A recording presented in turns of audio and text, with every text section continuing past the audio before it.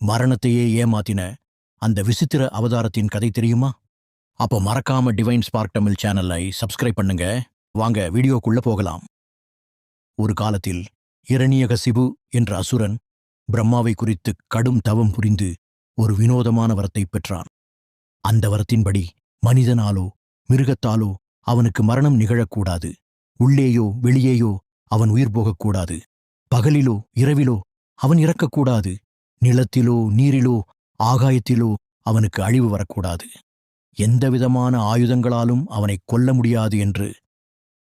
இந்த வரத்தால் ஆணவம் கொண்ட இரணியன் தானே கடவுள் என அறிவித்து அனைவரையும் ஓம் இரண்யாய நம என்று சொல்லும்படி கட்டாயப்படுத்தினான். இரணியனின் மகனான பிரகலாதன் பிறப்பிலிருந்தே நாராயண பக்தனாக இருந்தான். தந்தை எவ்வளவு தடுத்தும் ஓம் நமோ நாராயணாய என்ற மந்திரத்தையே அவன் உச்சரித்தான். இதனால் கோபமடைந்த இரணியன் பிரகலாதனை விஷப்பாம்பு கடிக்கச் செய்தும் யானையை விட்டு மிதிக்கச் செய்தும் மலையிலிருந்து உருட்டியும் கொல்ல முயன்றான்.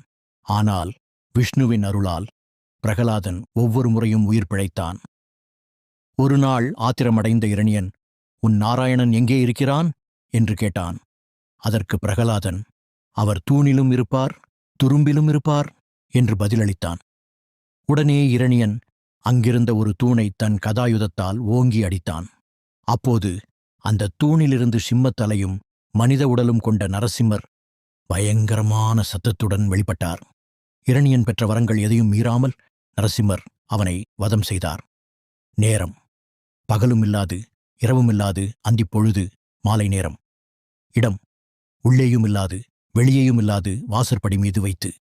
ஆயுதம் எந்த கருவியும் இல்லாமல் தனது கூர்மையான நகங்களால். நிலை நிலத்திலும் இல்லாமல் ஆகாயத்திலும் இல்லாமல் தனது மடியில் கிடத்தி. உருவம் மனிதனும் இல்லாமல் மிருகமும் இல்லாமல் நரசிம்ம உருவில். இவ்வாறு அசுரனை அழித்து தன் பக்தன் பிரகலாதனை நரசிம்மர் காப்பாற்றினார்.